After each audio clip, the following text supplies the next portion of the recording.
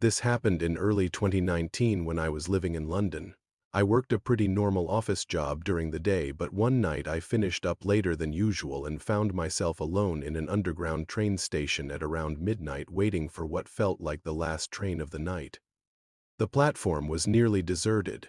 I remember that because it was so late, only a handful of the platform's lights were actually on. Most of the place was just plunged into this deep, unsettling darkness. Even the fluorescent lights that were on buzzed and hummed in a way that suggested they might go out at any second. The rest of the station was totally silent except for the hum of electricity and the distant sound of drips, like water dripping somewhere far off in the tunnels under the station. It sounded a bit like someone tapping their nails against the metal side of a glass bottle, then stopping when they heard me approach.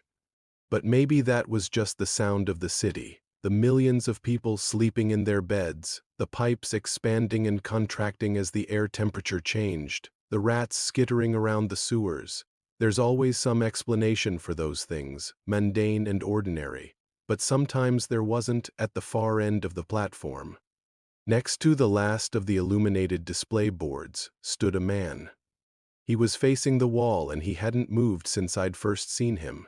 He was dressed in a dark coat and hat, and I couldn't see his face or tell if he was breathing, if he was alive. Every time I looked away from him, then looked back, he seemed to be closer, and it was only then that I noticed there were no footsteps. I knew exactly how far away he was and how long he'd been standing there, but I had no idea how he got so close without making a sound. That didn't make sense. I could hear my own breathing in my ears, and I started to get a little bit scared. The train was supposed to arrive in about 5 minutes, but the digital display board at the end of the platform flickered and cut out before I could read the message it was showing.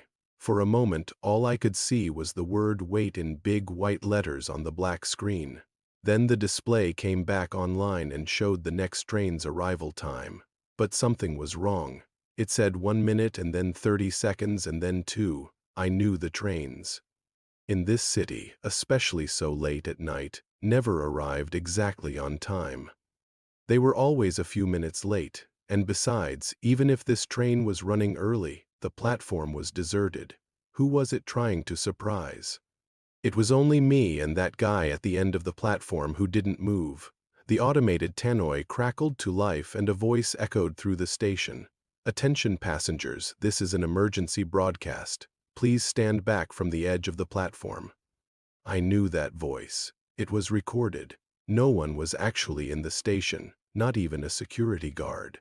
So why would they bother making an announcement like that? Maybe it was just another one of the city's weird quirks, another piece of its infrastructure that had failed and been left unrepaired. The city wasn't maintained. It was just allowed to crumble and decay. This part of the city, the oldest part, was full of broken, abandoned stations. What was this station going to be like in 50 years? Would it look like the abandoned ones? Would it even still be here? I stopped thinking about that and went back to watching the man. The train was due any minute now, but where was it?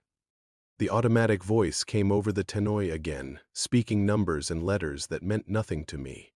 Then the voice stopped and was replaced by a terrible screeching, a noise like fingernails on a chalkboard. Then the lights flickered. Suddenly, the man at the end of the platform turned around. He took a step toward me and the lights flickered again. The train pulled into the station. I felt a surge of relief. I stepped back from the edge of the platform and onto the train. As the doors slid closed, I caught my reflection in the window and saw the man sitting directly behind me in the train. I stared at him and he stared back at me, expressionless. His eyes were blank, bottomless. Pits in the darkness of his head. In the reflection, I could see his lips moving, but I couldn't hear anything over the train's engine. I leaned forward to try to listen to what he was saying, but the train lurched forward and I lost my balance. When I straightened up again, the man was gone. I looked out of the window. We were passing through a tunnel. When we emerged on the other side, the abandoned-looking station was gone and I was in the relative safety of a brightly lit, busy interchange station. I don't know if I imagined that man or not. If I did imagine him, then why did I feel so sure he was there? Why did his image fill my mind after I closed my eyes? What was that scratching sound? Was that real too? Or was that just my imagination? And if it was my imagination, why did I feel so scared? I don't want to sound like I am making excuses or trying to weasel out of a story I told. I really did see that man, but I don't want to say that he was a ghost or some kind of demon either. Sometimes there's a perfectly logical explanation for these things, but more often than not, there isn't. I don't think there was in this case. Not everything has to have a supernatural explanation. Some things can just happen. That doesn't mean they're paranormal. It just means we don't understand them. We don't need to understand them. Sometimes not understanding makes them scarier.